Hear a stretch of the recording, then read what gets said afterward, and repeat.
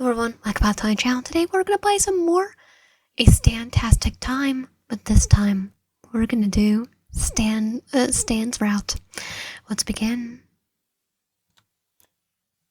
What's your name? Lion, of course. Have you ever felt like you were born in the wrong time? Yeah, I know. Take a tale as old as time, right? Every young person says that, but they don't really mean it. My friends remind me of my cell phone, laptop, and various video games. And of course, the instant gratification of online shopping. But at the same time, the opportunity has been sucked dry of this world. It's never been harder to do what I do. And what do I do? Well, nothing. I mean, sort of nothing. I had this boring job that was okay, you know. But I made a mistake and got fired. And it's been hard to find a job since. Plus, I really I'll never. Plus, it feels like I'll never find a job in art due to all the IEI garbage. Oh, true that. So yeah, excuse me if I long for a time where you got paid a living wage and didn't have to fight a robot for a paintbrush. And don't get me started on the dating scene or education. I'll do anything to leave this time. Anything? Bill.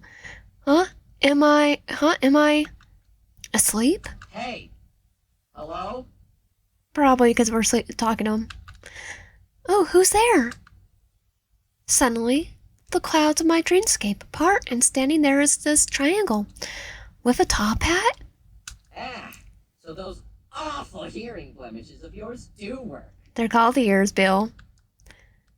What's wrong? Feline got your equine? Feeling got your tongue. What does that even mean? Who are you?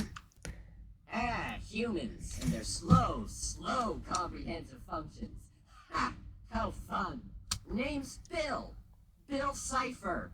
But you can call me B-Dog. Yeah, I'm not calling you B-Dog. I think I'm good. What are you? Questions. Look, kid. You can think of me as like your fairy god triangle. Yeah. Like I do the joke all the time. You're definitely not Cosmo. Or Perry. Or Wanda. A fairy? That's what you are? Close enough. I mean, I grant wishes and love collecting teeth. Oh, the collecting teeth. The, Tooth Fairy. What was that last part about teeth? Details. Anyway, I'm here to grant your wish. My wish about living in our time? Ding, ding, ding. We have a winner. You could do that? Can I do that? Ha! I've written, choreographed, produced, and funded a whole musical number about how I can. How did you get the funds? Bill? How did you get the funds? Wait, you could bring me back in time? Well, you would have heard that if you just listened to my awesome musical number. Yeah, but I don't think we need a villain song. Sorry, I'm shocked. You could seriously make that happen? Well, duh. I'm amazing. Well, then what are we waiting for? Well... What? What's wrong? I need something from you for this to work. You need something from me? I mean, who just gives wishes out for free? Cosmo? Wanda? Fairy? The fairy godmother? That godmother in Cinderella did. That's just what the mouse wants you to believe. Heck, I think the genie in some cases gave him out for free too. At least in the Aladdin TV series. Real fake creatures require a trade of sorts. Or a deal. A deal? Oh, it's nothing, really. Something small. Actually, you'd be doing something good for the world. Okay, I'll bite. What is it? Well, you see, there's these two guys I know. Great, really, but destined for an untimely death. No, it's untimely death. It doesn't stop you, but let's go on. Death? You know that bus you're on? The one driving through that rinky-dink roadside tour in Oregon? Yeah, the one with all those mysteries? The kid's quick. Coincidentally, if those guys meet here in Oregon, they'll die. Yeah, I don't think so. What? Why? That seems oddly Pacific. Space-time, blah blah blah. I can't tell you. You mean timey-wimey stuff? All I need you to do is hang around one of them and keep them away from each other. That's all you want? Keep them away from each other? It's just to protect them. They're great guys who could do some amazing things for the world if they live. You know, the one thing about Bill's plan that would be flawed is if Ford never decides to go to Oregon in the first place and never contacted Bill. Because he's too busy cuddling with us, then Great Falls will probably never happen. You just need to save their lives. Saving a life? That doesn't seem bad. I guess helping people is a good trade-off, right? Exactly. So, do we have a deal? Yeah, let's make a deal with the obvious demon. I took a good look at this guy. Everything about him seemed suspicious, but I am the one who wished for this opportunity. Deal. With that, I shook the triangle's hand and gave him my soul.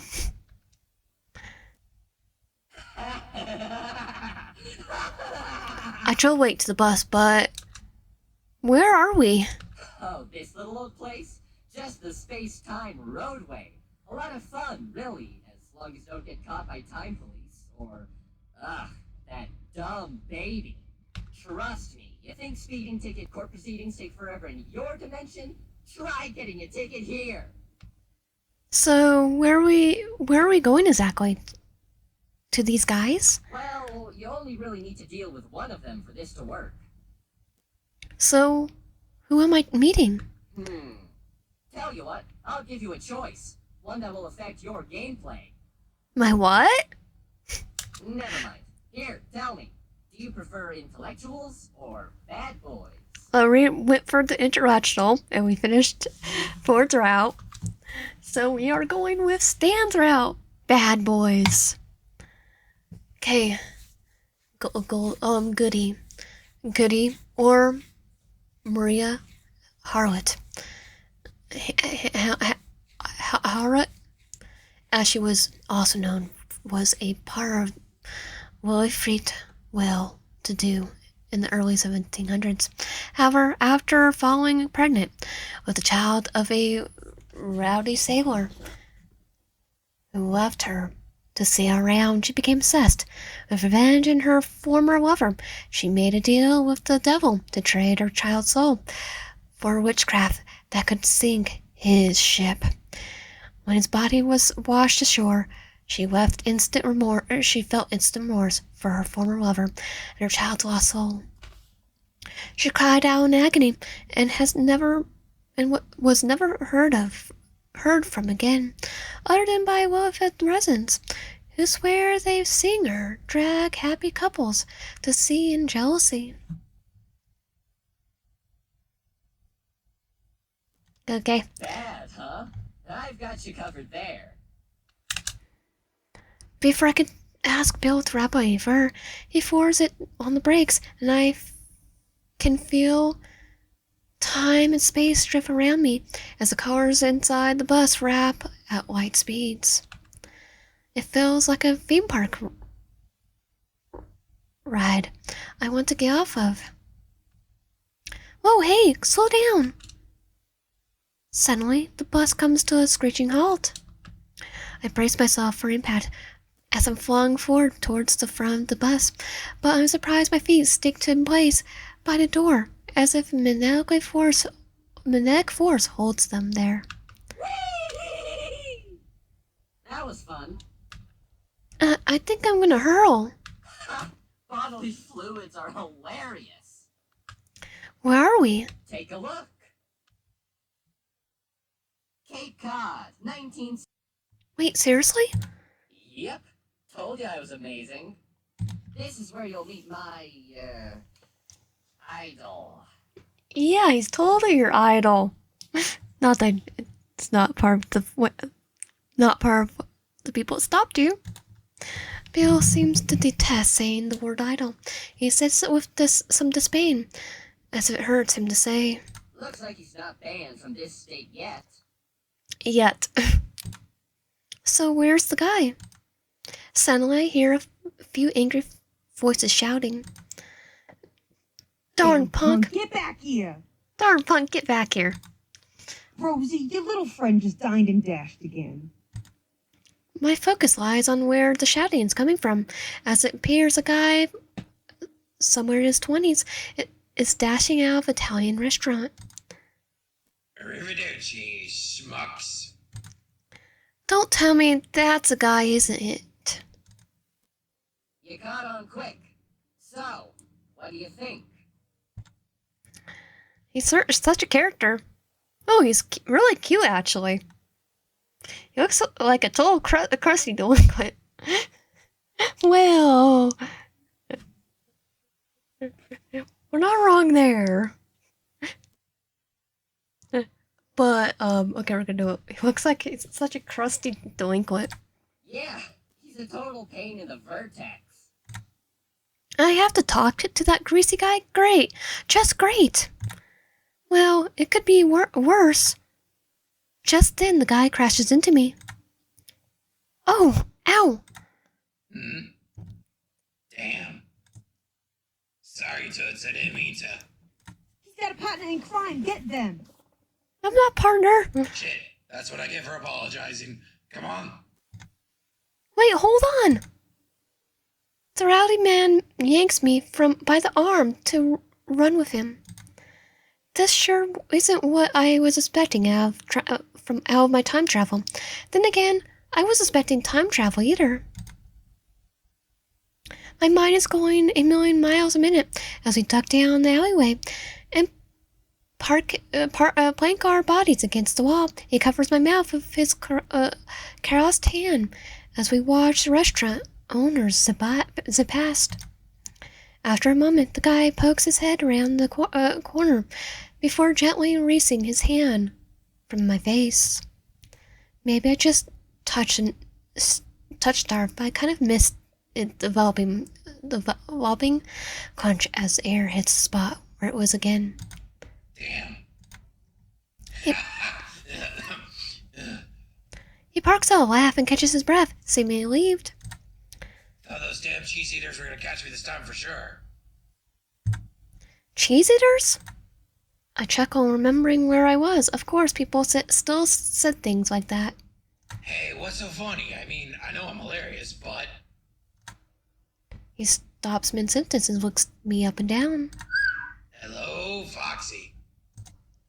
Sorry, Toots. I didn't mean to yank a babe like you into this, but... But what? Not complaining. Okay, calm down, you there, lover boy. Sorry. Anyway, Toots, you got a name? Lion, and you?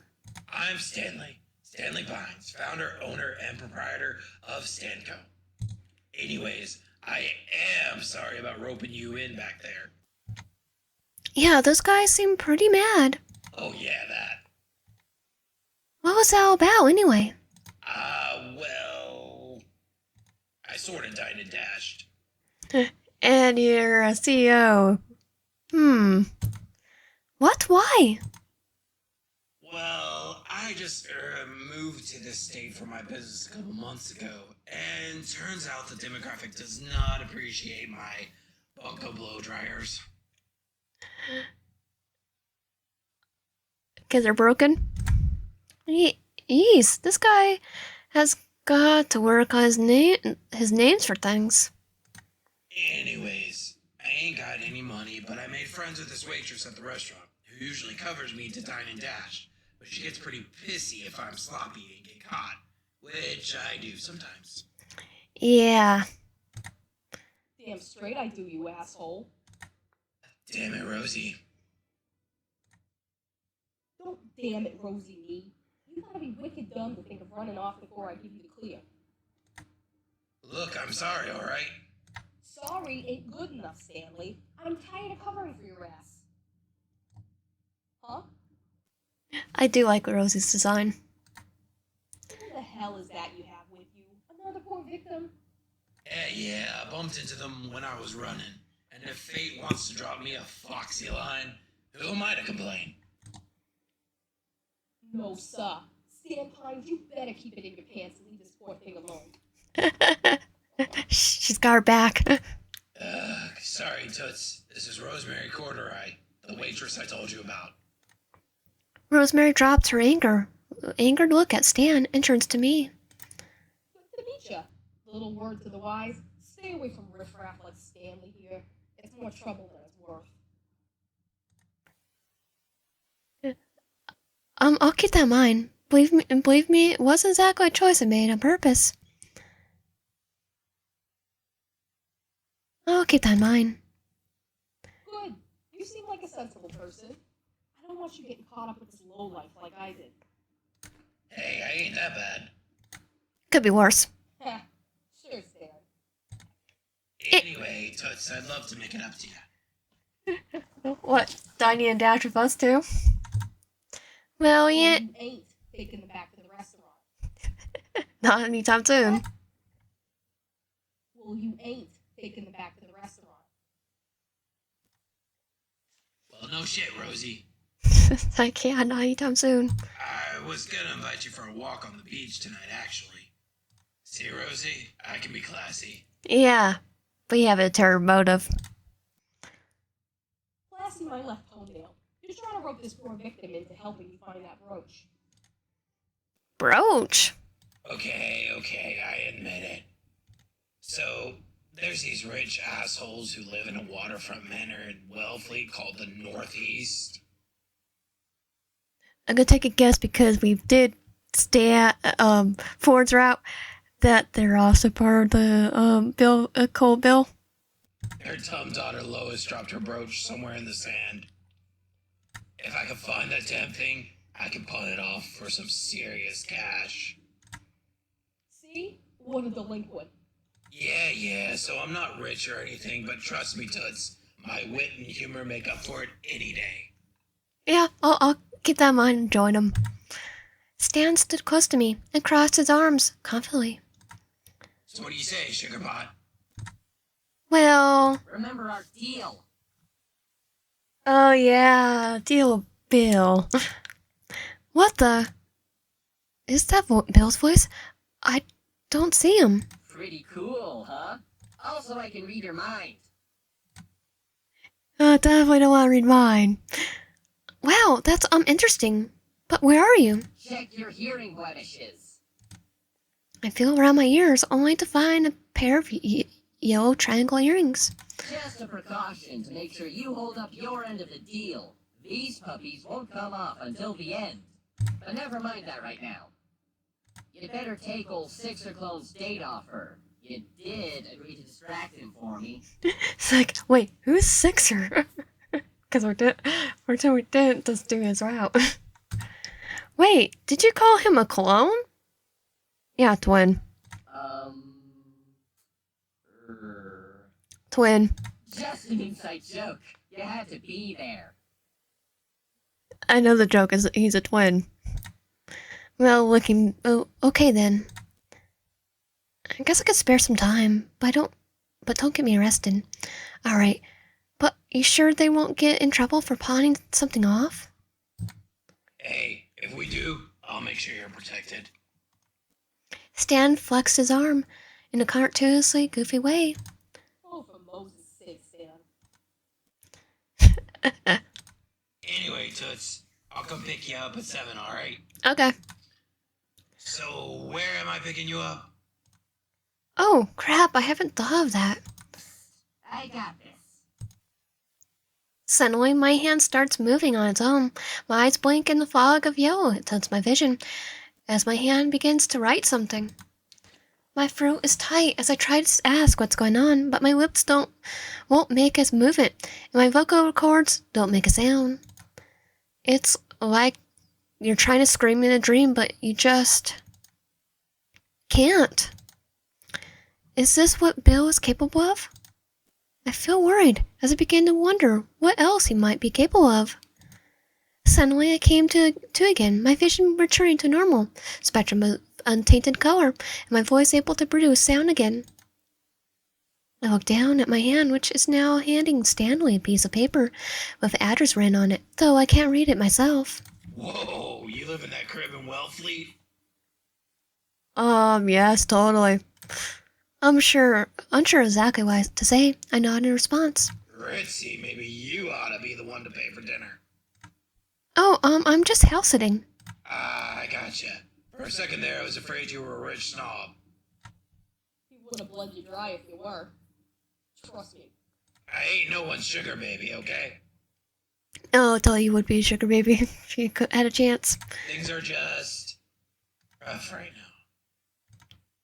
Stan seems generally downcast when he says that, but quickly clears his throat and perks back up. Anyway, I'll be there at 7, and try to remember to bring your flashlight, alright? Yeah, sure. With that, Stan waves with a little wink, and Rosemary addresses me. You know, I get feeling sorry for him, but you really don't need to do this. No, it's alright. He seems nice. I know, but I have nothing better to do. I sort of have to. You won't get it. Yeah, I highly doubt that. Oh, no, it's true. Look, you really don't need to do this. He's a grown convict and can take care of himself. I know, but just trust me on this. You sure? I'm sure I could get my folks to hire you for their company. They got a sweet position right now paying someone to do their art for their advertisements. Wait. I'll take you up. Really? I definitely ask about that again later, but for tonight I committed to this plan. Rosemary sighs once more. Fine, but there's one more thing I should warn you about. And what's that? You ever heard of Goody's ghost? I read about it. Goody's ghost? Yeah, the ghost of Wellfleet. Can't say I'm familiar, no. Well, look. It's a long-standing legend in Wellfleet about this ghost that wanders the beach, right where Stanley is planning on looking for that brooch. Legends say that she was a beautiful woman that fell in love with a sailor who got her knocked up out of wedlock. And then he left to become a pirate, leaving her and the kid behind. She was so furious that she called upon the help of a demon to make a deal. Yeah, Bill. The word deal makes my heart drop for some reason. I think back to my time with Bill. We're talking two together now. I didn't really believe in urban legends before, but after meeting that weird triangle, basically she gave up the kid's soul to become a powerful witch with the ability to sink the form of a ship. She was so guilty for what she did that she cried out in agony after losing her pirate lover and love child. Nobody ever saw her again except in the form of a mourning ghost. basically, I'm gonna say, like a lighting light, Supernatural, the first episode. And you believe in that? I've seen it. What? My pop sent me with a delivery in Wellfleet one night last October, and that's when I saw old Goody drag a couple into the sea to die. So you think that's because I'm going to withstand? It makes sense that she'd be jealous of couples, and yeah, this is what old Stephen Pictograph considers a date. So what do I do? I don't think you should blow it all. Call it off. Stand him up. I can't. I promised someone I'll keep an eye on him. Rosemary looks possessive, seeming to debate questioning you for before she ends with a sigh. Fine, but don't say I didn't warn you. With that, Rosemary gives me a cautious once-over and makes her way back down to the busy Cape Cod street. Well, she's a bowl full of cherries, huh? Ah! Please don't sneak up on me like that. Okay. What was was that about back there, by the way? What did you do to my body? Oh, I just took over for a bit to write down your new address. I couldn't exactly pop out and hand it to him myself. And Alfred wouldn't be screaming. I take a heavy breath. You possessed me? Possession? No. I was just, Possessing. Have you ever seen that movie where the rat controls the chef to help him succeed? Ratatouille. Yeah.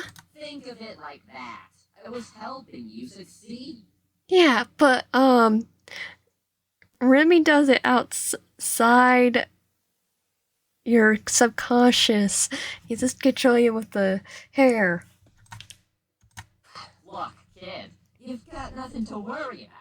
1 hour in 70s Cape Cod, and you've already been offered a job doing art, a free house in a ritzy place, and you got a date. 3 things you've never had. He was right. This did sound sweet. A house, a pipe dream for someone like me in my time, a job in art. I mean, maybe it's a small job, but it would be paid, and it would be a start. And then there's Stan. He's cute and he seems like fun. Maybe it would lead somewhere. Maybe he's a drifter, but at least he's not one of those awful dating app men. He asked me out.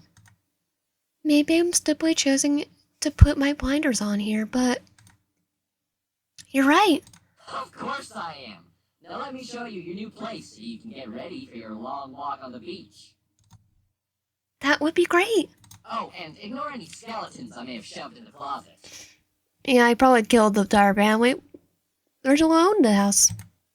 What? Nothing. Just kidding. That only filled me with regret.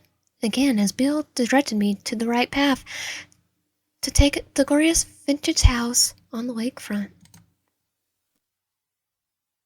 Let's see if the shower works.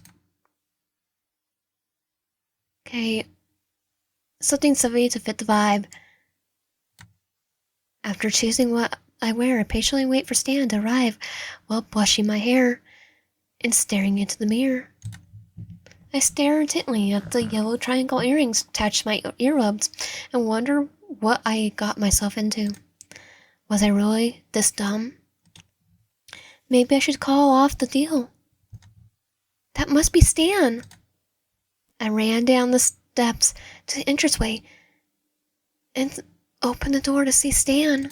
Hiya, Toots. You look real groovy. I've never been good at keeping up with the trends, but you look pretty damn good. Thanks, Stan. You look pretty good in that hoodie.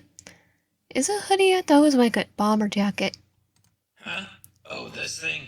Meh, it's just something I've worn for my infomercials a couple of times. Only thing I had to clean. Like it? Yeah, I chuckle a little bit.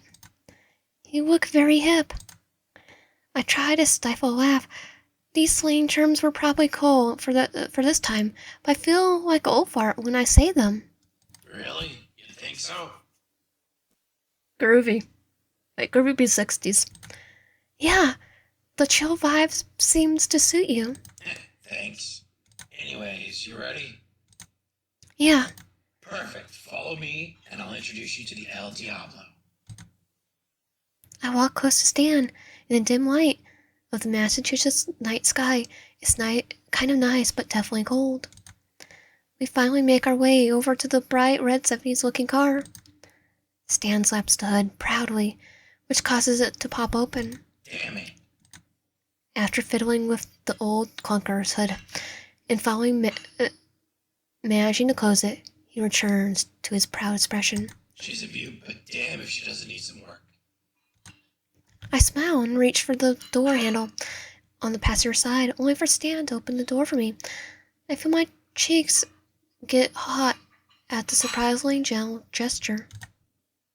Oh, thanks. Don't mention it, Toots. Oh, but before I start driving, how good are you at escape driving?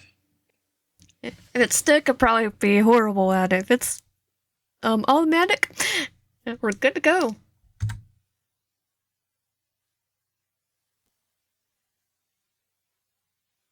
Take as a joke. Oh, I'm good with a drift. Are you now? Oh yeah, I watch tons of cop shows. Ha! Good. This will be a cinch then.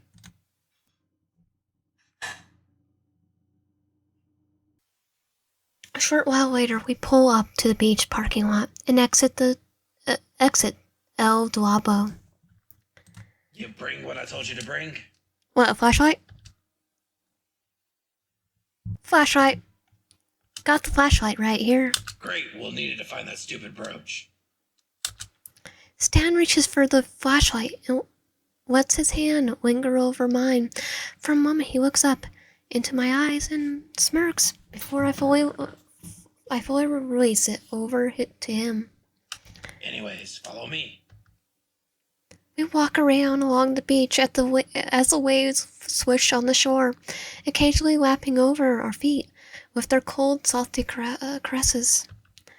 As we walk, Stan and Stanley rant about Northeast family and their wealth, while also describing the brooch. An oval-shaped red ruby with intricate gold frame. The worst one is Lois. Sweet Moses. I can't stand her pompous ass. She actually had metal detectors banned on this beach, so I can't look for gold, all because she says I'm an uncouth urchin. Wait, is this a private beach? What an uptight bitch. Stan, language. I laugh and nod while Stan talks when he looks towards me. So you're house sitting, huh? That's a real classy place. How do you know the owners? It was a guy I knew. Internet. It's like internet. I'm gonna say advertisement in the paper because internet doesn't exist yet. 1991 was when HTML. 1991 was when HTML was invented, and advertisement in the paper. Well, internet could be existed a little bit, but not as we know it. It was an ad in the paper. A free place to stay for a while, just for house sitting, seems like a good deal. Wow, lucky. Wish someone would offer me a place to stay just for lumping around. We both laughed. So, how did you become friends with Okay, I went to... So, do you live in Ghost? Oh, sweet Sally. What did that redheaded nuisance tell you? Something about Ghost of Wellfeet. Rosie and her damn spookums, I tell ya. There's no such thing as the goody ghost, or whatever. I think Rosie had a few too many at work, as she's known to do, and saw a shopping bag floating around on the beach. Oh, I guess if she was drinking, that would make sense. Yeah, she's always on one thing or another, so don't take her word as gospel. I see. How did you become friends with Rosie? Stan seems embarrassed by the question. She maybe caught me digging through the trash one rainy night. This is not my proudest moment. You were hungry. Could be worse. She asked me if I needed a place to go for the night, so I went home with her. Or no, looking for stuff. He was dumpster diving. We had some beers and... I hold my breath, thinking I would know where this is going. Did you too? Yeah. He clears his throat. And sweet Moses, it was bad. On your end or her end? Stan laughs in a way that sort of smoothed me. There was no way I was getting jealous of our guy. I just meant we're alright. Yet his confirmation made me feel relieved for some reason. I'll spare you the naughty bits, but let's just say we have the chemistry of a giraffe and a dead fish.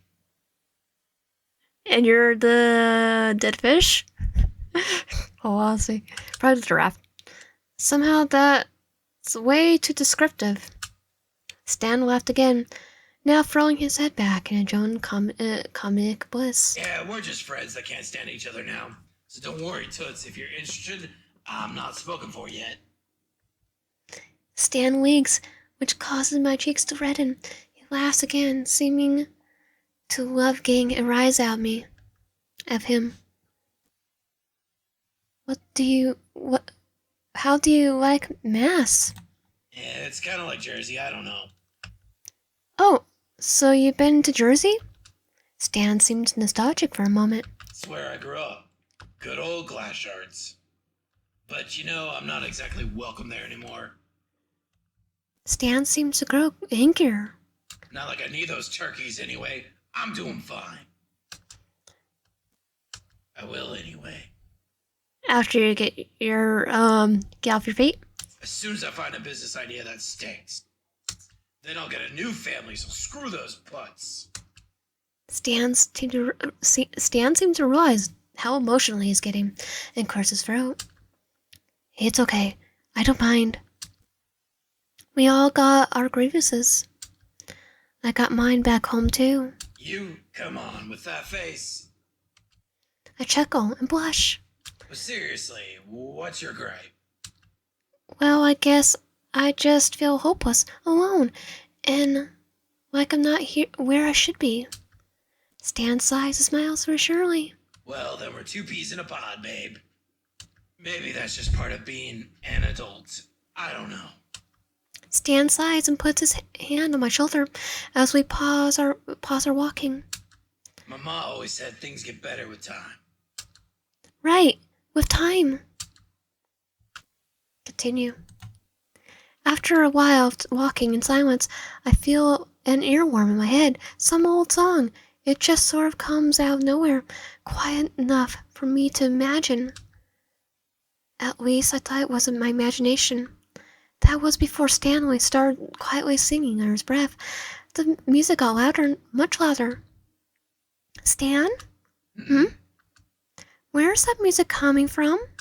Probably just the Northeast Manor. No, wait. We stop in our tracks and finally we see something on the water. Sweet Sally. Is that? Goody's ghost. End of Journal 1. I couldn't believe my eyes as a ghastly hum escapes the lips of the glowing blue ghost. I'm gonna try reasoning with her. You must be Goody. Toots, I don't know if this is time for chit-chat. Oh, it totally is. Listen, madam, we don't want any trouble. We're just looking for something. Oh my. Aren't you young? Hi. I remember when I was that young. And beautiful too. I pause and sympathetically watch the ghost cry. Her tears seem ever constant. Normally I'll reach out and dry someone's tears, but I soon realize that Goody's tears sizzle when they hit the ground, suddenly burning through the sand as they fall beneath her. We used to walk along this beach, just like you. Sam and I. Who's Sam? The sailor. That was her lover. You've been here longer than me. How do you not know the legend? I already told you. I don't listen to Rosie's spookum rants. Well, maybe you will next time. Yes. We were so sweet and happy together. Until he left me and I made a deal with the devil. Shit. What a dreary chick. Stan, you swear like a sailor. Which I'm indicating that she's gonna go after you first. And just leave me behind, right? I am a sailor, hon. Well, at least I will be. Now with your brother. Goody's eyes seemed to burn brighter at the mention of a sailor. A sailor? Goody floated closer to Stan before she looked back at me. She took a sharp, ghostly sniff as her eyes widened. You reek of the devil. You have made the same mistake I have. Oh yeah, about that. I take it back. I'd probably be better off. Oh wait, no, still though. I would still handle Bill over, Freddy Krueger. The devil? Wait! Could she mean Bill? Yeah, she does. There's nothing more sad than a poor deer who doesn't know they're about to be left all alone, with nothing but the sound of your own tears and the high-pitched sound of the devil's laughter to accompany you. Before I could even respond, Goody's causes Stan to rise with her ghostly powers. Hey, what's the big idea? Stan! Put him down! Oh, poor dear. That's just what I intend to do. Yeah, in the water. I know it hurts now, but it truly is for your own good. Without him, you will not be bound to the devil anymore. I'm not bound to anything. Young, naive child. I know his symbol anywhere. Goody comes up and flickers my earrings while keeping Stan up in air. I had a brooch much like it. The one you're looking for. Goody then wipes away the layer of sand with her ghostly powers, revealing the brooch in question. It's how Stan described, a ruby opal with intricate wiring. The wires, however, form a small triangle around it. I sold the damn thing as soon as I could. How queer Oh, yeah. to end up here again after all these years. Actually, there's 1, 2, 3, I'll say 4, but that one doesn't have the whole eye. No matter. Goody then stomps on the brooch, cracking it with her ghostly heel. Damn, there goes dinner. Stan! Sorry. Not as sorry as you will be. Worry not, child. Once I drown this filthy sailor, your deal will be broken.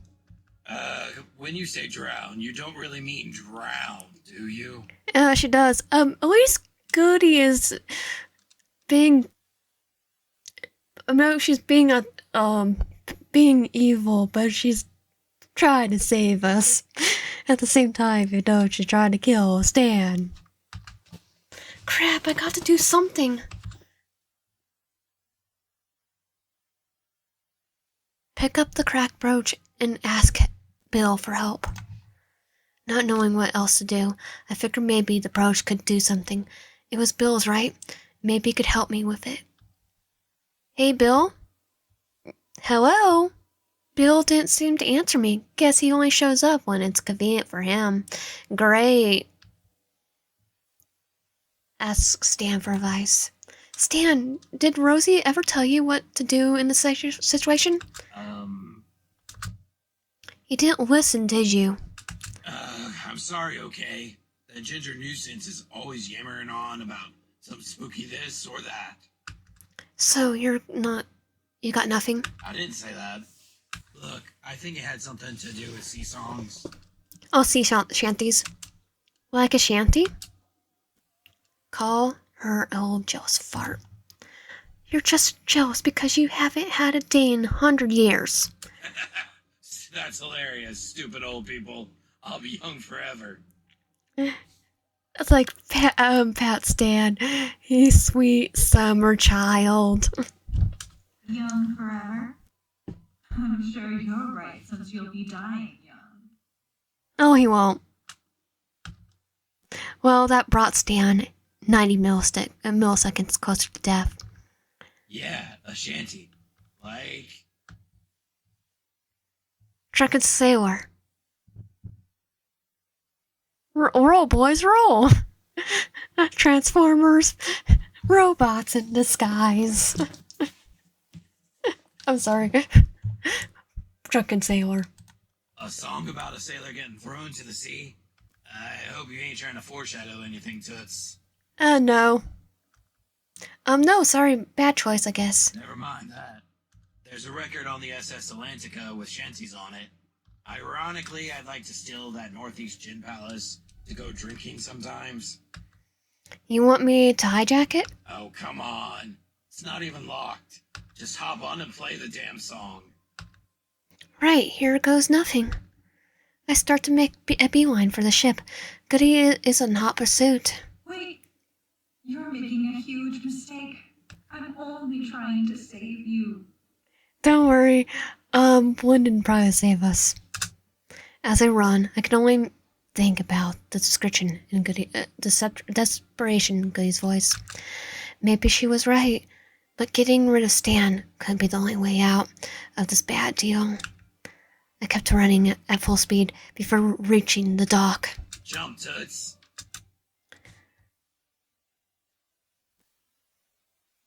Jump from where you are. I made a jump from where I was and nearly missed the boat. My hands managed to catch the edge of the Atlantica, and with an ungodly amount of adrenaline, I hoisted myself up onto the ship with a loud flop. Trying to save your life here. Sorry. I brushed myself off a little and ran into a little room aboard the ship, and darn, Stan wasn't kidding about it being a gin palace. Goody hopped aboard. That moment with Stan in tow, the boat makes a mighty rock. Do you even realize what you're doing? Totally. Saving someone's life. Look, I get you're trying to help me, but there has to be a better way than drowning my friend. Friend? Foolish child. He clearly wants to court you. Yeah, I'll take it. He needs to live for like 40 more years. 50 years? Just look at him. All flushed, readying himself to take you to the bedroom. Whoa. Hold on.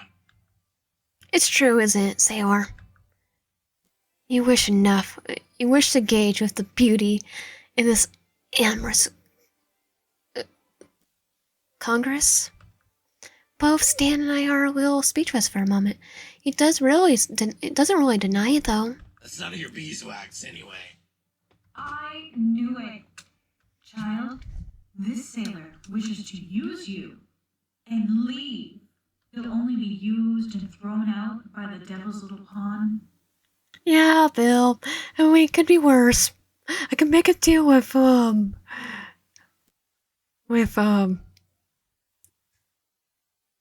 Freddy Krueger. Actually, yeah, it's definitely handle better than Freddy Krueger. That ain't true. Look, I may not have the best track record with people, but I never hurt anyone. I Yet. never ever tried to.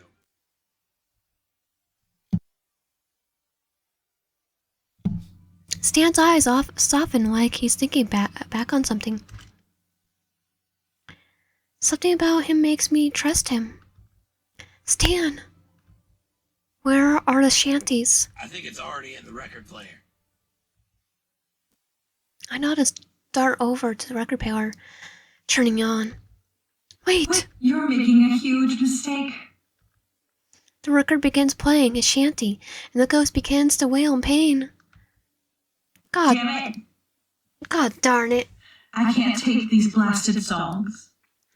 Could be worse. I could sing, Carl's mom is a big fat... Samuel! Off key. Sam! Why did you leave me alone? I'll fail you too. He'll fail you too. With that, Stan drops to the floor of the ship, and the ghost disintegrates, with nothing remaining but a ghostly fog. Stan starts to cough. Stan! Are you right? Phew. Yeah, I'm alright. Betcha this hasn't been an ideal date, huh? No. What's the date? Well, it's been eventful. Eventful, huh? Stan barks out a laugh. That's a polite way of saying it was bogue, right? Well, it was. Unforgettable. Oh, yeah. Well, look on the bright side. What bright side? We got this whole booze cruise to ourselves. Stan rifles through all the bottles and selects one. Here's a 1952 hot goose. It's nice and sweet. You'll love it. Should we really be drinking that? Hey, old Lois won't miss it. She says she's too classy to be seen drinking in public anyway. What a posh asshole. I can't help but crack a smile as Stan pulls out a lighter. What's that for? Well, it's usually for my cigs, but right now I'm using it for this trick. I saw my mom use it once when she couldn't find a bottle opener. Stan holds the lighter to the bottle until... Pop. Whoa, that's awesome. Thanks, my mom knew how to get around just about anything.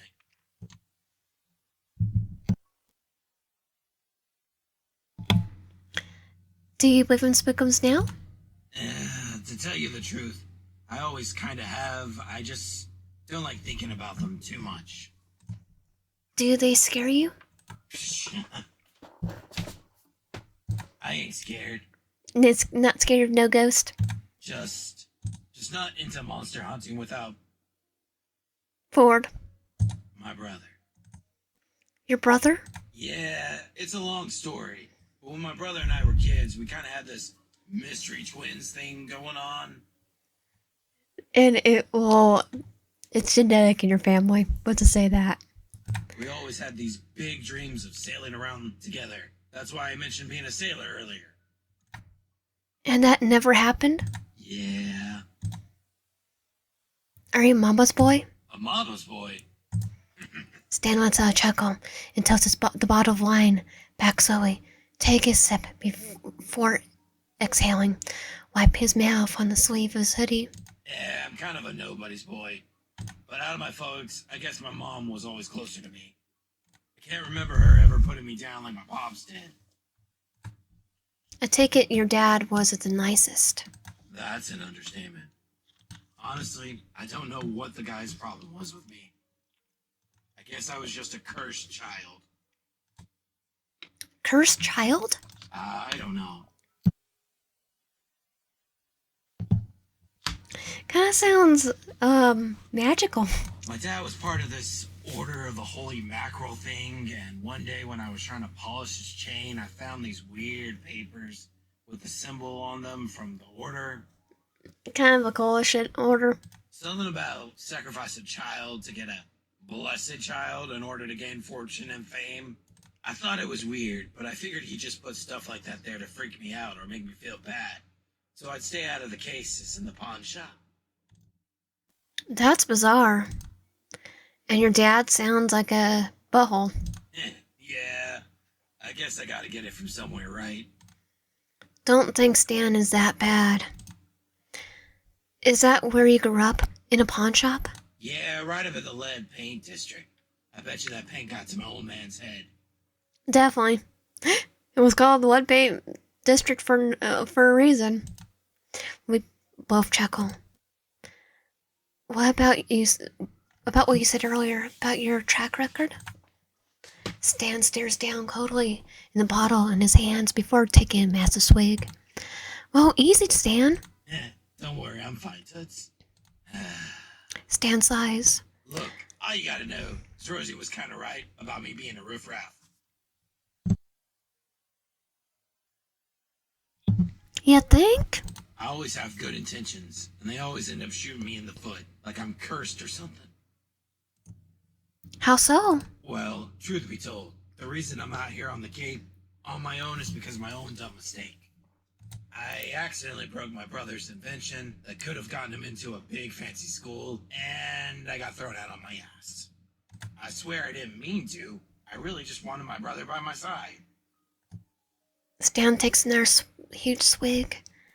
It's like I feel for him, but you did ruin Ford's life. And that's what happened to at least Ford. You know, everyone makes mistakes. Everyone has better days. It doesn't need to define you.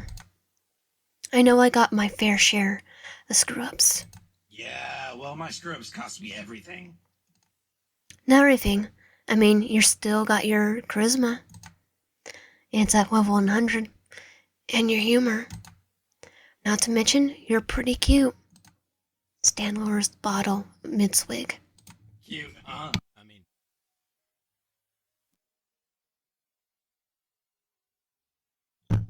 Let me try that again. Cute, huh? I mean, I prefer super hunky manly man, but... Okay, super hunky manly man. Put that on your gravestone. Stan seems to Brian and chuckle. I'll take whatever compliments you give me, Sugarpot. You're pretty smart, you know that? Stan smiles at me and looks down at the bottle once more. Well, no use in hogging this bad boy to myself. Here, have some. Stan hastily shoves the bottle of wine into my hands. Okay, knock it back all night. I grin and take a huge gulp of the sugary drink.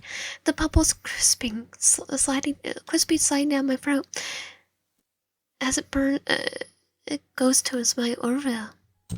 Damn. We continue to gulp from the bottle, laughing and playing with more shanties on the record player. We slowly both seem to get more and more. Can I balance on the wine bottle? You're gonna try to balance your drunk ass? Yes. Watch me, sailor. Against my better judgment, Moses knows where that was right now. I bounced the empty wine bottle on the ground and tried to place it in the middle of my foot. Careful. I got this. I actually managed to do it for a second, but only a second. Before I fall right on top of Stan. I lay on his soft body for a moment and just take in the feeling. The heat from his chest, the feeling of his warm hoodie, and of course the smell on his breath as he exhales. Darn, he's so close. He smirks down at me. You know, if you wanted to fool around, you could have just asked, right?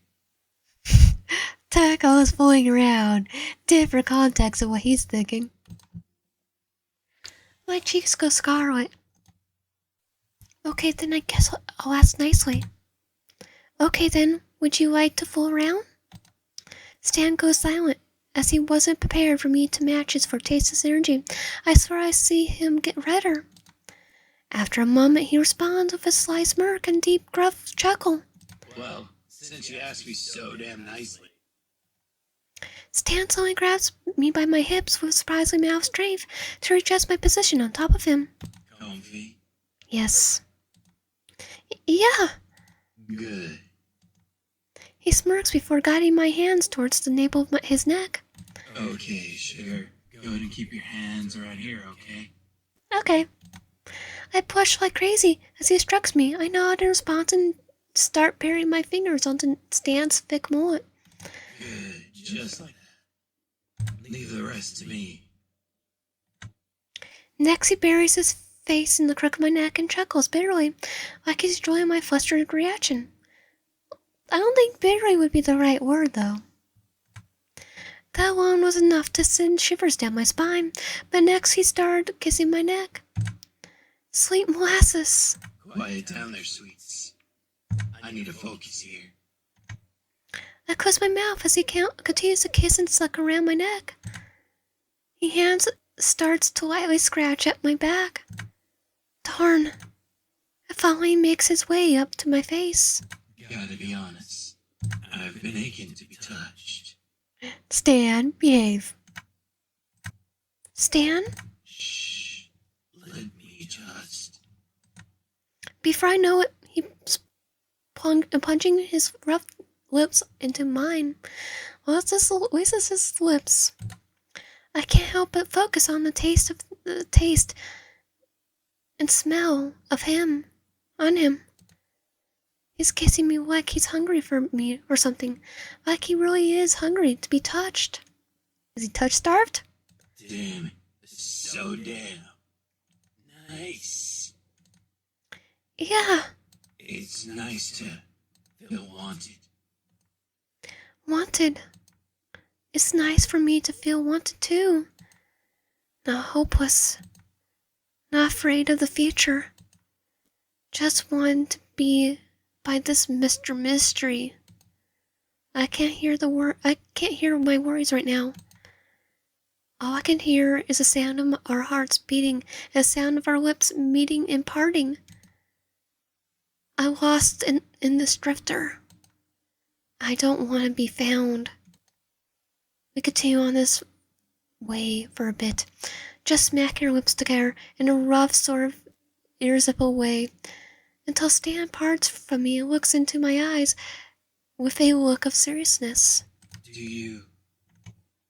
He gives my thigh a silent caress and seems to debate continuing. Do you want to go further? All the way? Oh, heck yeah. But I just met this guy. I'm already making out with him, too. I blush as I notice his hand was now resting on my backside. I want to, but... Hey, if you ain't ready, I can be content with this for now. Content? Did I just say content? Instead of content? Content? I need to hear that again. Hey, if you ain't ready, I can be content with this for now. The way you said content is kind of weird. Not gonna lie. No need to rush. I gulp and nod, no surprise at the amount of respect I'm being given. I mean, I say stuff weird all the time because speech impediment, but you'd think it was the bare minimum, right? I wasn't used to my boundaries being so easily respected. But Toots, Yeah, Stanley? I'm gonna rock your world all night long when you're ready. Okay. It's what happened when he's older than us.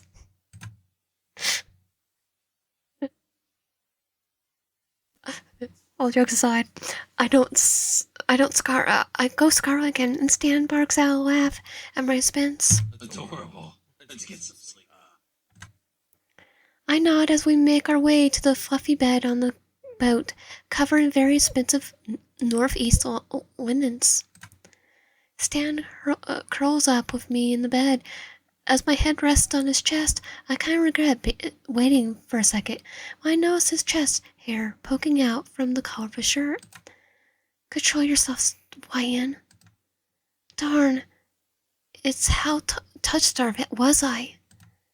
Other than the sound of Stan soaring away next to me, I get a really good night's sleep on this bed. The thing is probably inhumanely stuffed with peacock feathers or some other first person's material, imported from some other place, but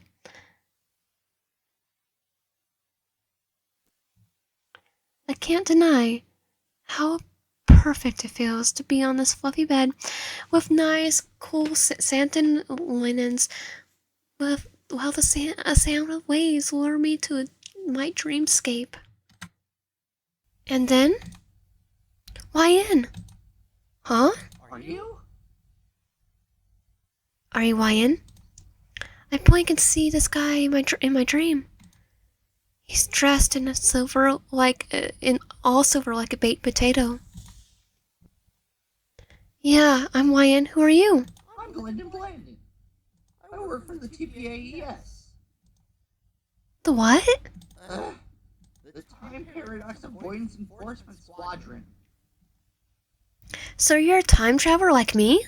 Well, no, I'm not like you. I work to ensure that nobody's in violation of any time laws, and you have a huge violation. I have a huge violation of of a law that doesn't exist when back in my time? Okay. Checks out. Violation? What did I do? That's a violation exactly. You are not from 1970-something. Yeah? So? Nor do you have a permit to be here. I have a permit. Just grab psychic paper from Doctor Who. I need a permit? Yes, you do. Yeah, you old people in your lack of time law knowledge. Because it didn't exist when we came during my time. Look, I need to know exactly how you got here, and then we need to take you home. Just then, Bill's laughter fills the air. What the? A giant version of Bill grows from my dreamscape and laughs metallically down at Wyndon's form. Nice try, flesh puppet. They made a deal with me. Shook my hand and everything. And you know how I get about my friends. Yeah. Wyndon turns back to me with a look of horror on his face. You shook hands with him? Do you know what you've done? You... Before Wyndon can finish, Bill snaps his fingers, and Wyndon seems to disagree. That's more like it. Bill shrinks back down to his normal form and hovers over to me. Bill, did you kill that guy? I wish. No, I didn't kill him. Then what was that? Oh, it was just... Look, kid. That guy was an invader come to take your mind for himself. Yeah, I highly doubt it. Like a computer virus. And when you let me into your mind, it's like a sweet antivirus. Yeah, I totally believe it. Rolls eyes. But he said we had a violation. Look, don't worry about all that. He's just a guy who can't bear to see other people succeed. He's from the distant future, you know, where buying a house and finding love is even harder than in your time. He's jealous. Bill, I don't know. It seems like a lot. Maybe I should just go home. Go home? Don't be ridiculous. You've never been happier. I've taken care of everything you need, even things you don't know about. Like... what? Never mind that. Look, I'll be out of your hair soon enough. I have other people to help, like a certain portal-building nerd. Yeah, bored. But before that, I have to make sure it's not ruined by Stanley going to Oregon. You have to keep him here. Oh, yeah. Just keep up with the love stuff. You're finally happy, right? So Stan's the canon route. Well, yes. Good. Now go and wake up. I have to do some cleaning up. But... I shut from the bed with a deep gasp. Daylight peeks through the portholes of the ship. And sleeping soundly next to me was Stanley, who seems to stir upon hearing a shriek from outside. Pentagraph! Damn it. What was that? That's Lois Northeast. My bow is not your personal packle. Come on, let's deal with her. We exit the SS Atlantica. Stan strutted with a stretch, as we'd done this 1,000 times. Stefan Pentagraph, just what do you think you're doing on my boat? Lois pauses to look at me and gets even angrier upon noticing us together. You unclothed urchin. Bring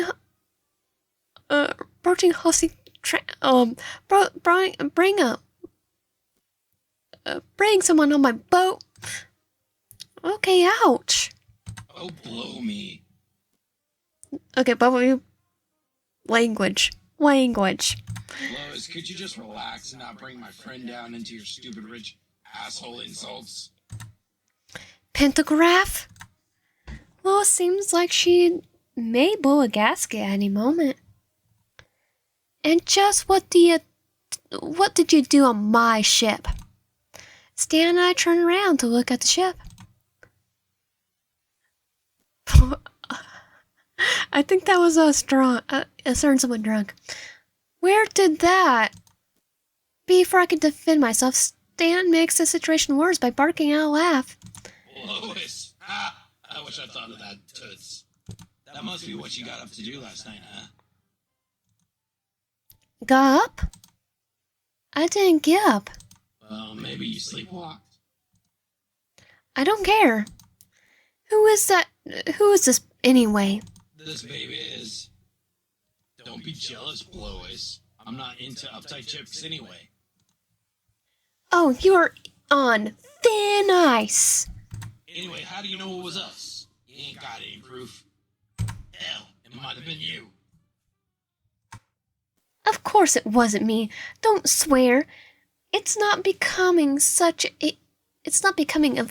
for such a beautiful and elegant woman of class like myself. Not that you would understand that word, the word elegant. Class? Yeah, sure. Whatever. Yeah, I don't think class means dead possum.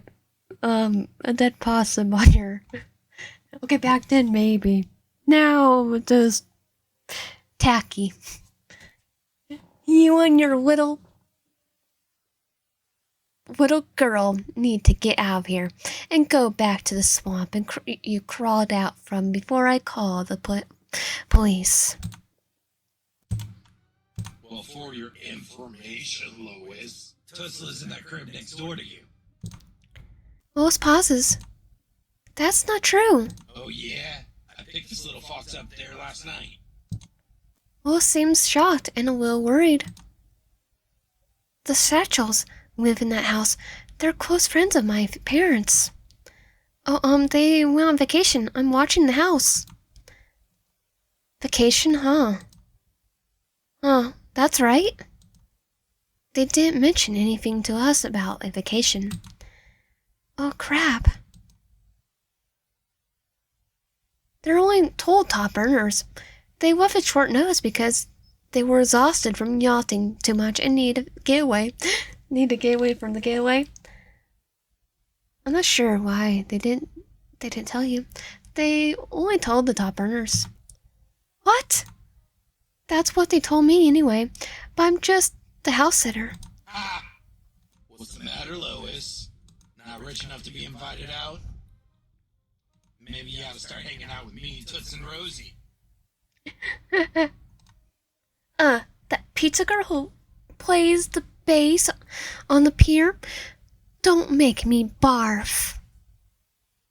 Yeah, you are a piece of work. Now, both of you urchins, get out of here. And by the way, I'm on to you, Pentagraph. And your little you and her too. We make our way back towards town. Well, she's just delightful. Tell me about it. Yeah, she's definitely delightful. Like the delightful kids down the lane. As he finishes speaking, my stomach growls. Shit, now I remember we never got dinner last night. Yeah, I'm pretty hungry. Don't suppose you got any money, do you? No. I dig around my pocket only to fish out a $5 bill. Maybe we get some ramen. Not much. Whoa, $5, let's get a pizza. I chuckle, at first thinking it was a joke, but then realize it's 1970 something. Stan, how much is a pizza?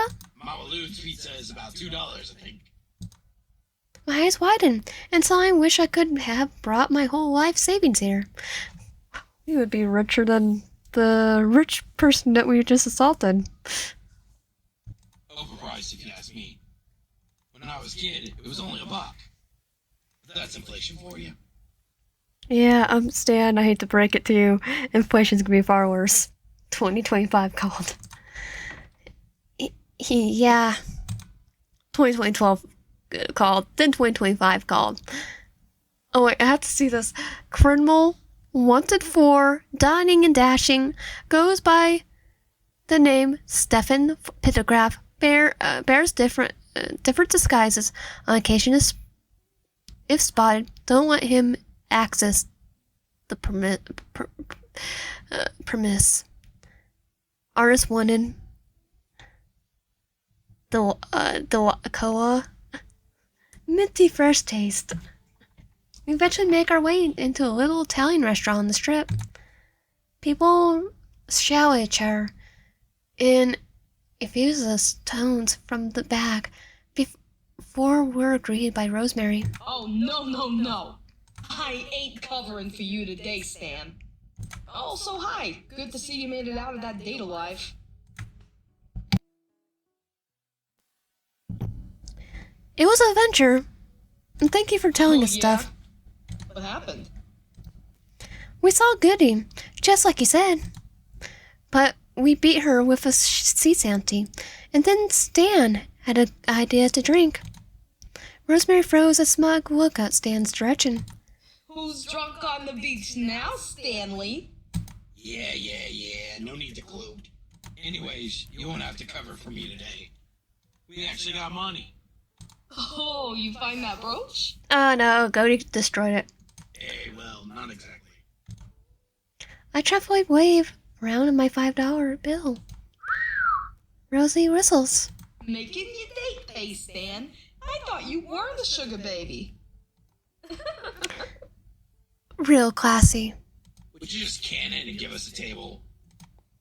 Rosemary snickers sarcastically and leads the way. Oh, but of course. Anything for a kosher couple like you.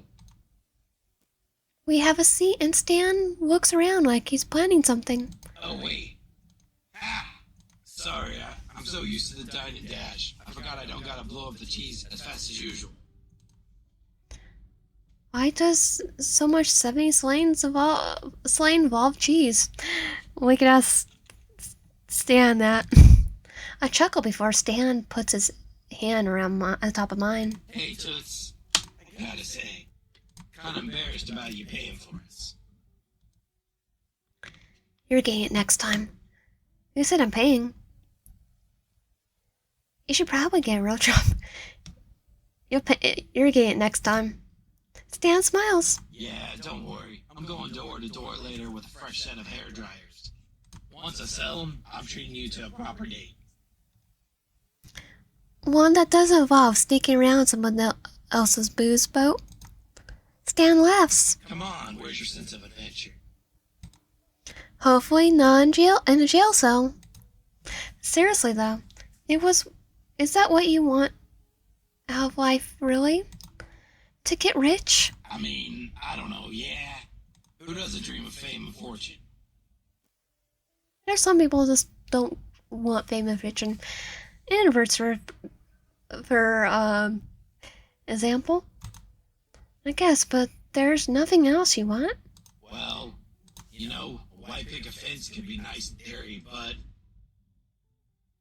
Well, you know, a white picket fence could be nice in theory, but... Sarah's like, I says that, but a hot babe. Stan winks at me. You know, a white picket fence could be nice in theory, but... Marriage is terrible. Okay, so the hot babe part is missing. The line is missing. And he says the other one twice. What? Why do you say that? Stan sighs. I don't know. It's what my dad always said. I frown at this. He's also the one who told you that you needed to be rich to be happy. Stan pauses and frowns. He takes a deep sigh. Yeah, without it, I'm just a family putz. I mean, I told you how I got kicked out, right? Yeah. Bob said I could never see him or my brothers again unless I make millions. Newsflash. Ford is an adult. You can see him whenever you want. You can flip off your father while doing it. So In the air. Be rich. Whoa. His dad is the biggest butthole I ever heard of. Okay, there's probably some more. There's worse. Stan, I think there's already established your dad is a butthole. It's better you stay away from him anyway. Yeah, I know. I know he's an asshole, but he's still my pops. Some part of me still wants him to... To what? Want you? Yeah, to want me. Nobody wants me. I want you. Well, I want you. Stan pauses and looks into my eyes. No, you don't. Yes, I do. Yes, I do. Stan, you're not just a screw-up. Just from my time knowing you so far, you've proven to be smart, capable, funny, respectful, and you give people chances even when they don't deserve them. You're not a bad guy. Stan pauses again, seeming to let my words linger in the air, and then I hear... Sniffing? Are you crying? What? No, I got Parmesan dust in my eye. Stan clears his eyes of tears and puffs out his chest in an attempt to seem tougher. Thanks, Toots. Can I say something mushy? Yes. I chuckle and nod. I don't say this to many people, especially so quickly, but I can really see us, going somewhere if you stick by me. Totally sticking by you, even if time travel prevents it. I've never had anyone plop into my life so fast and cause me to feel, so open and stuff. I know it's quick to say it, and obviously I want to get to know you some more, but I wouldn't mind if down the road you became my person. Okay, I'll be your person. If it leads that way. I feel that way too. Stan smiles and gives me a hand, my hand a affectionate squeeze before laying in and planting a kiss on my forehead. It feels so natural. Groovy. Oh, so I said groovy. Was it groovy 60s? The tension in the air is cut off by Rosemary, who comes back to our table. Hey. Somebody is asking for you in the back. Okay. What? Stan and I give each other a curious look. I'll be right here, alright? Okay. Just don't kiss any other sailors. Okay. At least not without a breath mint. I laugh at Rosemary and Stan rolls his eyes with a smile. Who could it be? Blended. I make my way to the back only to see... time-traveling potato suit guy. I told you, my name is Blended. Oh, I like the little... point him up. Poster. I told you my name's Blended. I suppose you're going to try to shove me back into my time, right? Well, I would, but now that you made a deal with... Hurry, before we go any further, I need you to close those blinds. Okay. I look out the window only to see the open ventil blinds. Ventilin blinds. The blinds? I'm serious. Close them. I shoot Blended a skeptical look before walking over to the windows and shutting the blinds. Good. That should hold him off in his weakened state. You mean Bill? Yes. Now, as I was saying, I would have taken you back to your time since it's my job, but now that you've made a deal with Bill, it's extremely difficult. So I take it that it was a huge mistake? Oh, that's the understatement of the century. Yeah? What in the glory possessed you to make a deal with him? Do you have any idea what he's trying to do? Nope. Well, he told me he could help me make the world a better place. By doing what exactly? Time travel.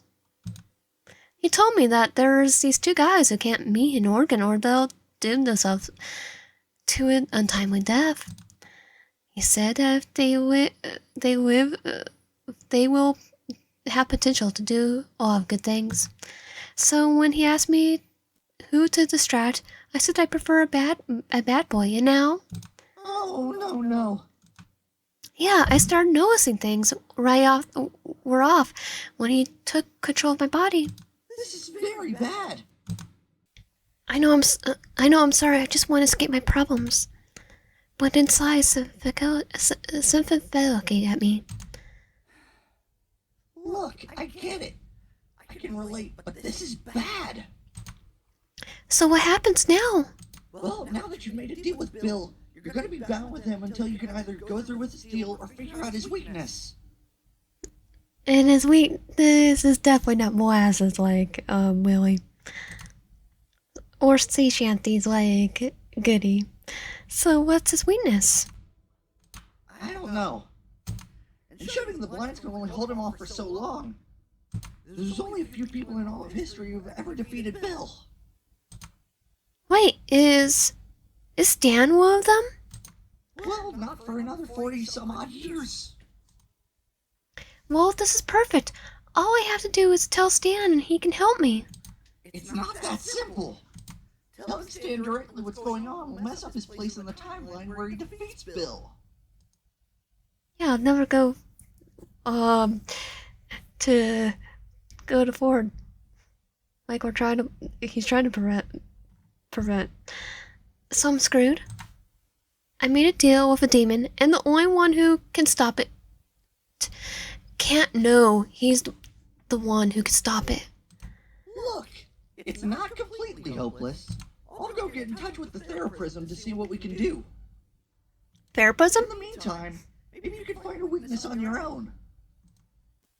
So, out of curiosity, what would happen if I don't get away from Bill?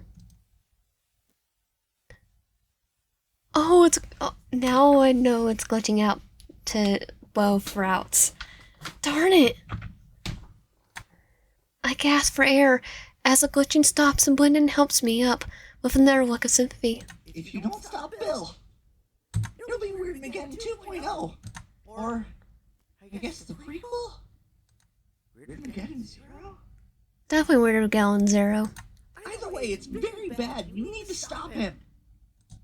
Now I'm gonna go get a move on. Wait, hold on! Before I can ask anything else, Blendon uses some weird measuring tape to fade away. Great, just great! The one time I get in a relationship started, and of course the guy has to be some kind of savior of Armageddon. I step out of the back. A little surprised Bill hasn't popped up to ask what was going on after that glitching spout. 'Cause he knows. I guess that coming in and out when it's convenient thing has its perks. Not that matters, because either way, I'm screwed. I try to collect myself before going back over to Stan. Try to hold in. I try to hold it in my feelings, but I really don't know what to do. This sucks. And as much as I try to hold back my frustrations, I start to cry. In the midst of my tears, a hand touches my shoulder. Hey, you okay, hon? Rosie? I don't know if I should... you'll get it. Rosemary gives me a skeptical look. I bet I'd surprise ya. I mean, I'm into some spooky shit. Okay, the truth is, I'm a time traveler. I'm not exactly from here. The Cape, or... I'm 1970-something. This time, the 1970s. So, like a time traveler? Yes. Ooh, there's a bill sign. Well, actually, exactly. I made a deal with, well, someone who might be a demon. It's the same entity Goody made a pact with. Oh shit, you serious? I nod solemnly. If I want to get rid of this deal, I have to figure out a way to stop him. Trouble is, I have no clue what his weakness is besides the Ventilan blinds. My eyes dart over the blinds I'm referring to, which happens to be this section of the restaurant. I got an idea. You and Stan can meet me in the back after closing time. Okay. Well, that's a problem. Well, the problem is Stan can't know what we're doing. I was told it might mess up the timeline. That'll be a pain in the ass to work around. But you still need him there. These things are easier when you have someone you care for around. Well, okay. What exactly are we doing? I'm gonna figure out this thing's weakness. I got medium in my blood, you know. And also a lot of sweaty Oregon lumberjack. Wait. Oh, no. Don't tell me you're trying to get your fortune told by Miss Confronting here. You take that back about cannolis. That chance, Red. Toots, don't listen to Rosie. She's got a few screws loose. Actually, Stan, Rosie's going to help me with something, and you're coming whether you like it or not. I think you should come. I need you there. Stan, I need you there for moral support. Need me, huh? Stan seems smug about the idea of being needed. Yeah, that's right. I need you in case things get wild. Stan flexes a little bit in an attempt to show off his muscles. Well, if you insist, I suppose I could protect you, Toots. Oh, how noble. I like how Stan's now the only one that does that no dialogue. So when is the witchy garbage thing place? Rosie said after Mama Luna's is closed, we could come back. Fine. At least this way we could finish the pizza. Stan and I pretty much spend the whole day together. He tells me even more about himself.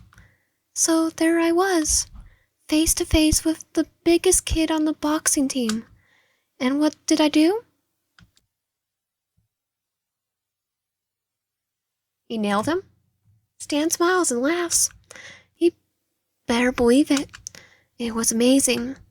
Sixer and I called the guy a paramedic? A paramedic. Sixer had to call the guy a paramedic. Stan barks out a laugh and smiles proudly. My mom was cheering me on too. My pops even watched, didn't say anything. But I think he nodded in approval. I frowned at Stan's apparent excitement over his dad's merely giving a mouth knowledge to him in a way that wasn't completely negative. What's with the look? You really don't believe you deserve more, do you? Stan freezes his tracks. Yeah, you, real blunt, aren't you? I don't know, Stan. It's just that you seem to view yourself as, like, unworthy of some praise. I ain't worthy of any of that. I'm just a sweaty failure version of my brother who's only getting off by scamming and writing cocktails. Honestly, my face ain't even deserving of being on those infomercials. I'm bunko, just like my boat dryers. Stan, I think you're worthy. What? I mean it. You're worthy of so much more than you give yourself credit for. I happen to think you're fantastic. You do? I do. You know, I never had anyone tell me that kind of thing. I mean, sure, I've been in a fair share of flings, but I don't think I ever had anyone actually concerned about me, other than my mom, Sixer, and maybe Rosie. It almost feels like the love I've been missing. I flush pink upon hearing the word love. I feel mercilessly fast for that word. And yet, Stan clears his throat. I guess I'm getting late. It's getting late. Let's see what that telepathic Torzorini is up to. Right. Stan and I make our way down the boardwalk into Mama Luna's, where Rosemary told us to meet her. There's a strange cloth table with a crystal ball on it and a strange bubbling sound. Spooky. More like country fair gimmick. Remind me why you fell for the Profit Pizza Girl stick? Well, the truth is, Ah, there you guys are. I was beginning to think you weren't coming. hello, hello, our great and powerful one. Did you see Pepperoni in our future? Stan barks out a laugh and nudges me in the arm. Oh, zip your lip. Your friend needs help, and I'm here to contact someone who can give us an answer. I think you're the one who needs help here, Red. Stan? Yeah, Toots? I was trying to tell you a second ago that Rosemary is helping me get home. Home? Yeah. You remember how I said I was house sitting? You're freaking me out here. Is this a prank? No? Or I look at Stan downcast. No. Look, it's hard to explain, but something supernatural's going on. You said you believe in spooky, weird stuff, right? Yeah, but I also said I don't mess with it without. Stan's eyes fall. Oh, gee, here we go with the brother Malaki again. Look, it's just hard, okay? Stan, I know it's hard, but I really do want your help getting home. Where is home for you? Night 2025. 40-something years in the future. Stan's blood looks like it's about to run cold. Look, if this is a joke, Stan. Technically 2012. I wouldn't lie to you. Or 2013. Look, I trusted you. When we fought that ghost thing, remember? I need you to trust me. Stan seems to ponder what I said before sighing with a frown. What about us? If you leave, then I'll come find you. Maybe I could come find you. I mean, it's not like you're dead in 40 years. Well, yeah, but I'll be old. And probably fatter. Stan lowers his voice. Between you and me, I'm really already wearing a gurney I stole from Lois. I chuckle. Stan, I promise there's nothing you could change that would make me like you any less. Seriously? You want to be with the old Kruger con man? Yeah, I would. Stan seems to well up with excitement and kisses me on the forehead. I'm holding you to that. Hey, not to break up the chit-chat, but my crystal is getting a signal from someone. Who? Who? Indeed. Oh, it's Goody. Oh, shoot. You again. Oh, look who have come crawling back. I tried to warn it, thou child. If you'd simply destroyed the sailor when I told it thou to. He's right here. Goody, please. There's gotta be another way to take down the demon. I know but one other way. Please, Goody, it's a porn. If you really want to help me, please tell me. Fine. But I wish as thou would simply hit this man with thine carriage. I don't have a carriage, I have a truck. He are quite literally just a man. And it's not here 40-something years in the future. Yeah, hit me with your car later. Your truck. Just get with the weakness of the sting. And stop speaking the king's English. Fine. There is a sound that when played can deliver the demon to his knees. Much like my own weakness, Shanties. And what sound is that? The sound of new music. Now, if that's all, I'm going to get back to my fair lady. Lady, you're dating someone? Lily. Such an ethereal beauty. Oh, she found true love.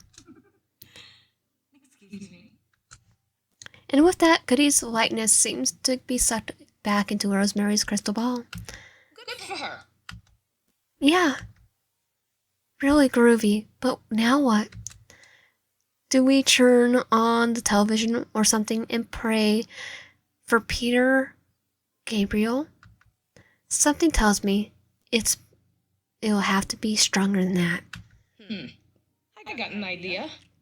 We drive up to the radio tower and play the most synthesized disco beat we got. Broadcast it everywhere. You know, that might be just crazy enough to work. It's crazy that's for sure. Let's get the El the Wobble going in. Oh, no. You ain't driving us around with your fake license. We'll take my van. Not so fast. Oh, she's here too? Oh, great. As if this night couldn't possibly get any better. Did she follow us here? I knew this hussy was trouble. What did I do? First it was the thatches going missing. And then it was the stuff sprayed all over my boat. I didn't know she was a demon too. No, I think you couldn't even understand what was going on. Lois, what did you take from your, for you to buzz off? Also, you need listening skills. You need to leave Cape Cod, pictograph.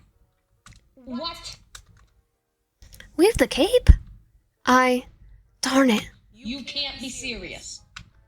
As serious as a heart attack. I want you out of Mass for good. No more scams. No more sneaking onto my boat. And of course, no more uncouth urchin. You mean urchins? I hate to break it to you, but there's gonna be more. Fine, I'll help Toots out, and then I'll leave Massachusetts tomorrow, okay? That's what I like to hear. Luck, urchins. Wait to hear your final song.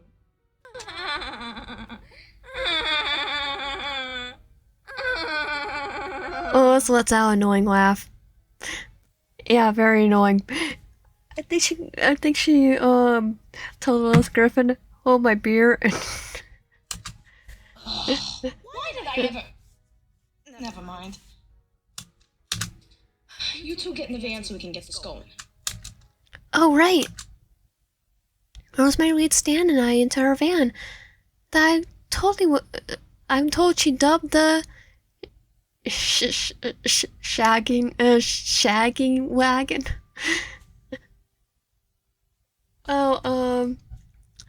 She definitely likes Scooby-Doo, so I don't blame her on that. Scooby-Moo and the Cryptic Crew, Mystery Inc., the Rocky Comedy Picture Show. I was brain fart. I thought that was Chucky.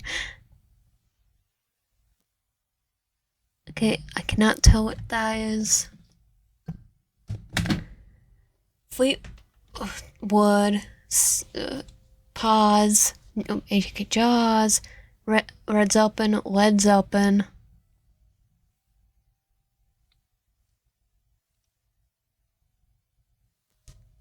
I can't really make out that poster. And a bill cipher. It's got a mattress in the back, along with some paintings and a lava lamp. I mean, she probably camps in it. I look at Stan, who seems like he's in a majorly bad mood.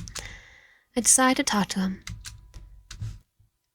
So, have you ever done in a van? It's like, no, we're not gonna ask him that. Are you upset with me? Stan looks up at me and smiles lightly. What? No. Crap happens, you know. I mean, it's not like I'm thrilled about losing ya. You know, I'll miss you.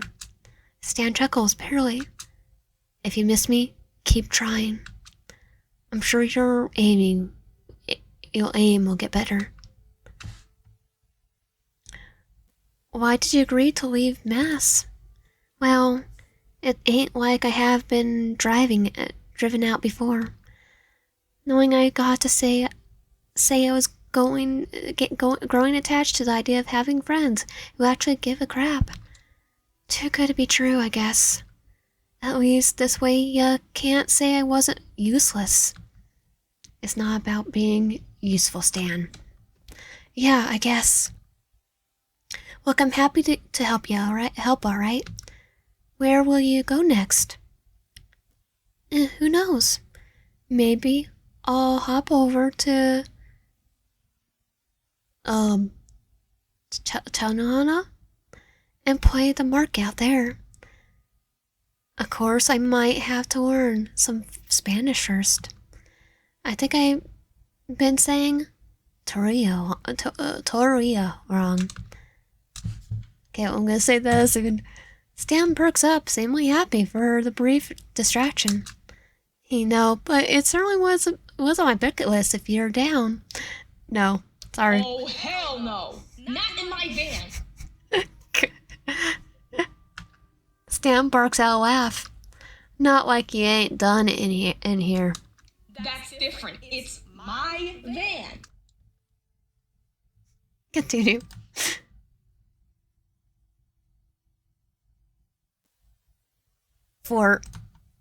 So, out of curiosity, how good is your aim?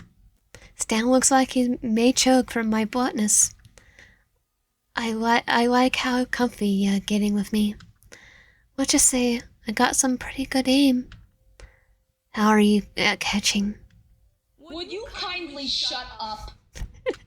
Hate to interrupt this episode of the Brady Bunch, but we've just about arrived. The Brady Bunch would have a whole bunch of kids, not two people doing into windows. You're ready for this? I think so. Are you coming with me? Yeah, I will. Cam, my sunshine facing a, what was it? Some kind of raccoon? Stan? Yeah, I'm kidding. I would rather take on a rocket raccoon. Seriously though, I don't want you facing that thing alone, whatever it is. Thanks, Stan. Alright, I'm gonna hang out here. No, take away Bill, probably, no. I'll just not, I'll die in both. And Red, once escape driver, always escape driver. Bring that up again and I'll drive away. Okay, geez. Come on, Toots. Stan and I hop out of Rosemary's van, and suddenly I feel Stan grab my hand. That same cross hand I noticed a few times over. He looks down at the pavement. As we walk inside, it almost feels like he grips me tighter. Okay, so all we gotta do is match all the dials to one station by pressing these buttons here. Oh, I see the reference. I see the logo for the studio. Stan motions the buttons with matching symbols. Shouldn't be easy enough, right? Plus, we'll get to turn off the terrible public access station that's always playing Pop Steven and Harmless Dave in the morning. For a morning show, it lasted for friggin' ever. It also gets worse. A chuckle and smile up at Stan. This may be the last time I see him. Like ever. I begin to remember all the times all that happens the last few days. The places I've been, the convenience I've had, and the people I've met. They've been such a whirlwind living in the 1970s something. Encourage him. I hope we'll see each other again. Everything happens for a reason. Yeah, I know that. I just thought maybe my reason could have been you. With that, I face the matching symbols ready to pair them up to one station. When suddenly, I hear crackling. I hear crackling. Well, well, well. Well, well, well, well, well. The lights flicker and the paper swirl around the room in a chaotic display as my earrings gain glowing blue cracks. You really thought I would notice you and your little plan? What the heck is going on? I tremble with a sharp inhale as I take in what's going on. Bill taunts me from inside the monitor. However, this time Bill sprouts a blue quack on his body. What did you do with Stan, you butthole? Language, Bill. Ha! You'd better watch what you say, kid. I know I seem like a real nice guy, but don't you think you've made me mad enough? I didn't make him mad. No, I think it can make you madder. Toots, what's going on? I look up to see Stan trapped in a monitor above this one. His hands are restrained, and he's wearing a blindfold and a princess dress. In a princess dress? Toots, why is this so breezy and nerdy? Why the... I like it, okay? You have some issues, Bill. I think you're cheating on Ford. Kinda looks like Sixer. Oh, that's why? It's canon. He likes Ford. I don't want to know. Hey, you! I look up to see Blendon in the other freedom monitor who luckily did not receive the princess treatment. Blendon, but I thought you were going to contact... Funny what reading minds can tell ya, kid. I captured the beanbag boy here as soon as I saw those stupid Venetian blinds. You still have access to the symbols. Bill just scrambled them. Hurry now! He's weakened from the theraprism. Can it? Bill snaps his fingers and Blendon turns into a little potato. Ah! I saw something like that happen to a pickle once. Was his name Rick? By chance? Hilarious. Now, sweetie, just give up and I promise I'll let the little princess live. We didn't need their Bill Cyberdeans. Matching the symbols to defeat Bill.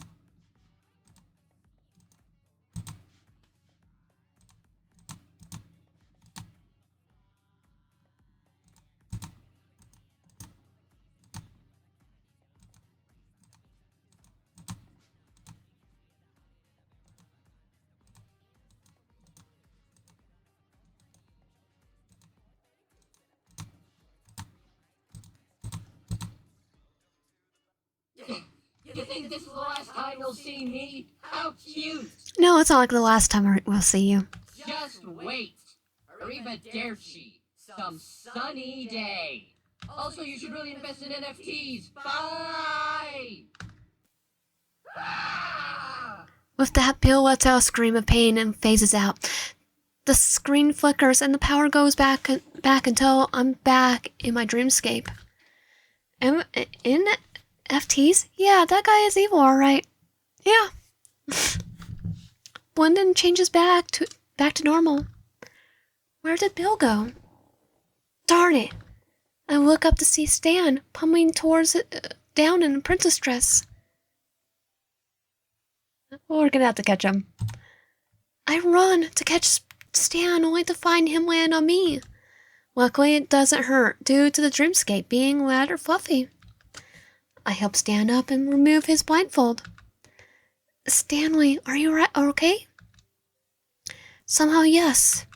I don't think I got got the hips for the stress.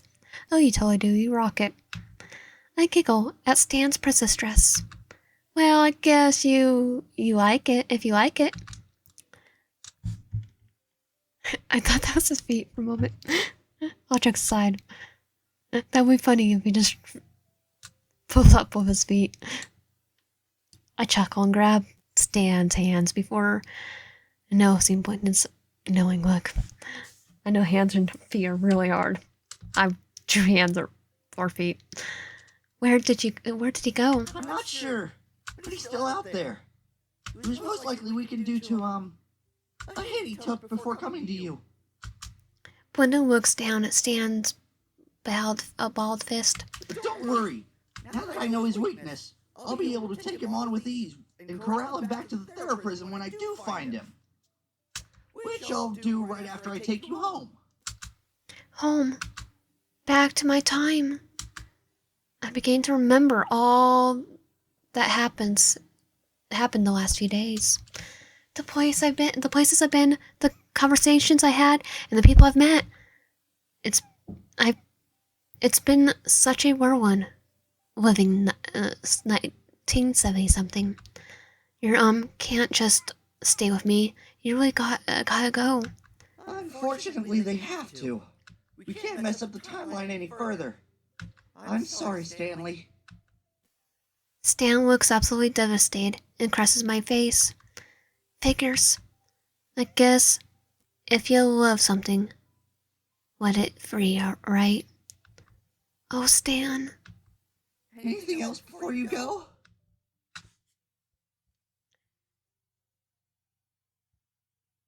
Ask Stan to thank Rosie. Kiss Stan. I instantly knew I wanted to give Stan a goodbye kiss, but before I could, he lifted me up and spins me around, holding me tightly in his soft embrace. The feeling of his hoodie against my skin, and the familiar smell so close to me. Stan! I squeal with a bittersweet delight. That's about the time he kisses me. He meaty hands run through my hair as I wrap my legs around his waist to stay held up. Tears run down my face as I savor this flavor for maybe the last time in my life. I savor all of it, really. I savor the feeling of his big nose in my face, the feeling of his shaggy mullet, when I tease my hands on his nape of his neck, his hot breath as we pick up the pace, the essence of Stanley Pines. Is he my Stanley Pines? We eventually part and gasp for air. How was that for goodbye? Perfect groovy tits. Pretty darn groovy. After my final move, I come to blink inside and sigh. Sorry, but it is time to go.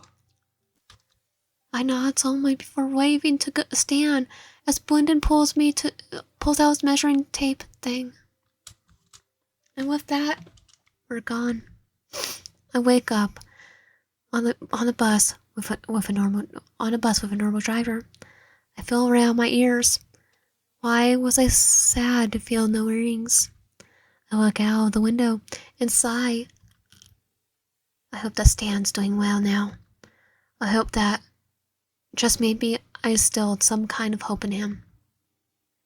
I picked up my small bag I'd take on this tour.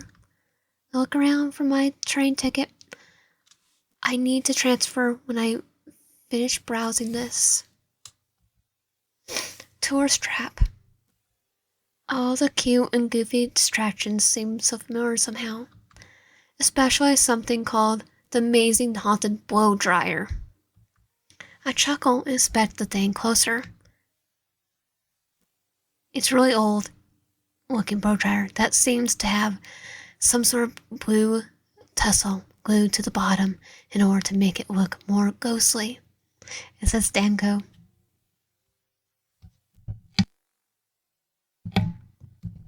It seems like it's like the same bullcrap I love to hear from Stan. Then I feel pain in my chest. Crap. My feelings are hitting me like a brick wall. Did I? No. No way I fell in love that quickly. Right?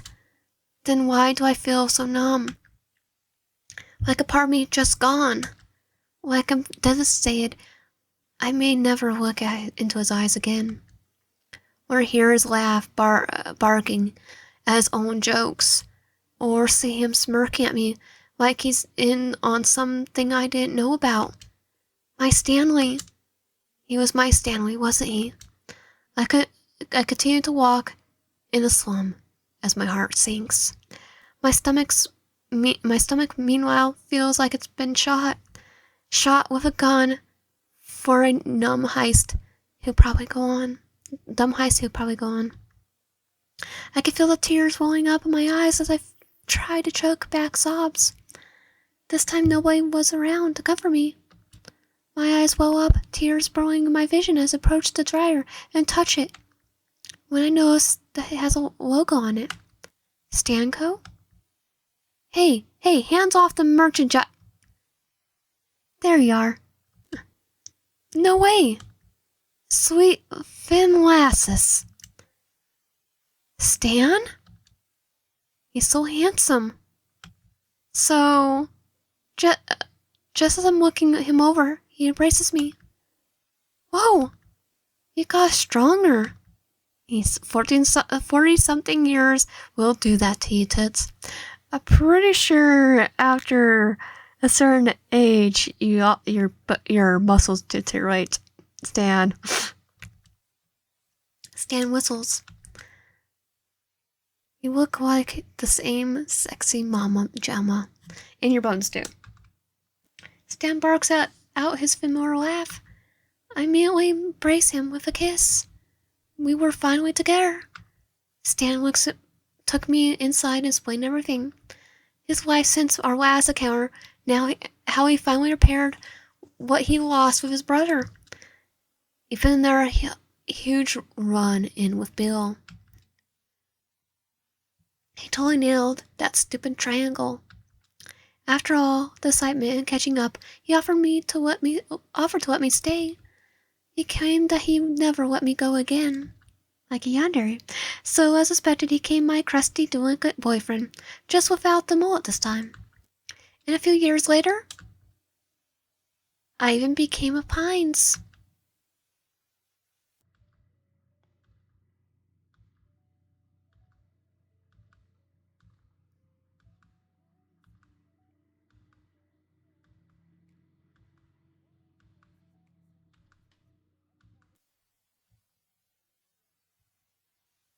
And that was a Stantastic time. Stan's wet route. If you like my content, please subscribe, like the video, it'll help a lot, and comment down below. See you guys next time.